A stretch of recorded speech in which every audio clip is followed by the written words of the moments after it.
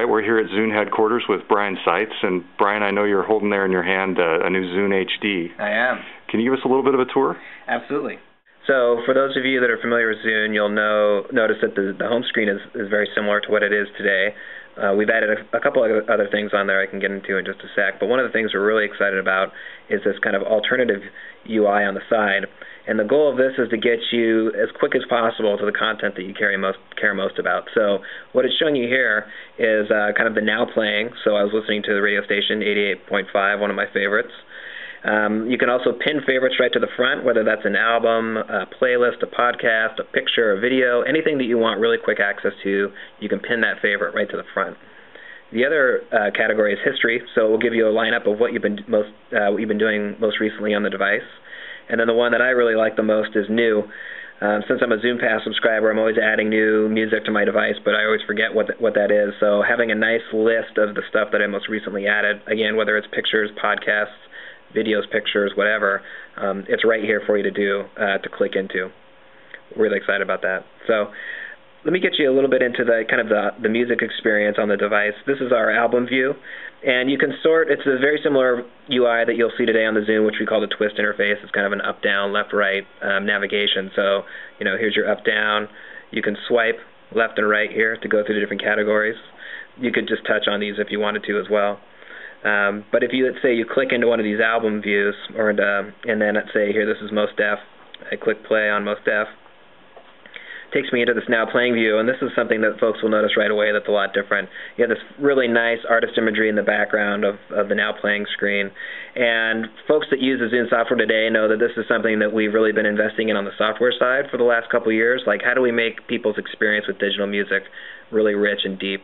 You also see that it just kicks into this really cool kind of screensaver mode here that gives you really rich kind of playback, kind of eye candy for the music that you're playing to.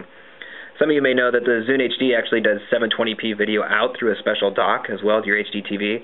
This same view will appear on your TV if you have it plugged into your dock. So a really cool experience for folks that have their Zune HD hooked up to their living room setup. And you can just back out of this. And this button here on the side will always bring up your transport controls. And so you can left, right, up, down. You can just swipe to change the volume here, or pause or play. You can click it again, it'll go away. There's a button down here on the very bottom that will always take you back to the home, or to flip between the two kind of home interfaces there. And then finally, there's a little button on the top here for power. If you click it once, it'll lock the screen. Click and hold, and it will turn the device on and off. So the device looks pretty thin. I mean, This is not the brown brick that the Zune was 3 years ago. Nope, this is it's a very sleek device. It's very thin, but still feels really sturdy. It's hard to explain until you actually get your hand on it. But it's a really nice ID in your hand that we're really proud of. And one of the things that helps make that possible is that OLED screen. Those are very thin screens, so it allows the device to be very thin as well. So it's flash memory, not a correct HDD. Yep. Now, are you guys talking about the capacity of the flash at this point? Not quite yet, but very soon.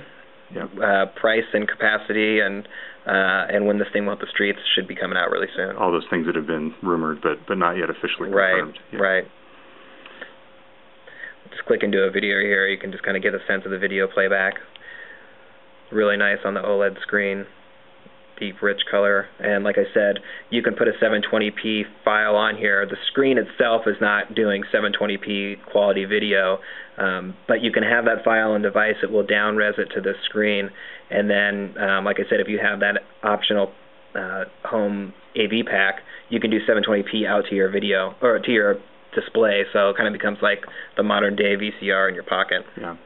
Now, I know you guys aren't connected here to a Wi-Fi network, but can you give us a sense at least for what the browser frame looks like? Sure. So all the Zunes have had Wi-Fi capabilities since day one.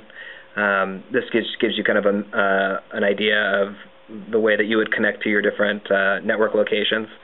Down here is the bar that you can just you can add favorites just like you would on your normal web browser on your computer.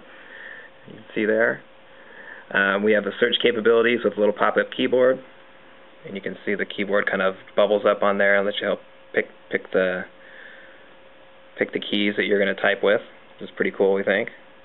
The search capability is, of course, powered by Bing, which we're very excited about. And you can always pull up that little bar there, click that, and that's how you would enter in the new URL. Okay. And now also the Zunes have had an FM radio for a while. Mm-hmm. I know you guys have added HD radio. Can we see what that looks like? Sure. So let me plug in the headphones. The headphones act as the antenna. Oh, okay. So plug that in there.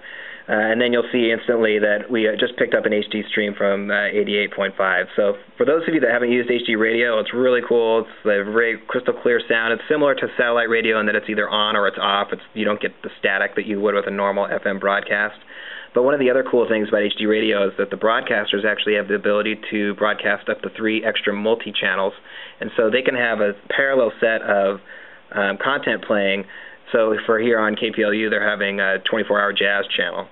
I also know on the KUOW stream in Seattle, they broadcast to BBC. So for folks that are interested in free content, FM radio just got a lot more interesting because you get crystal clear sound with the ability to get like 3x more content than you would usually. Yeah.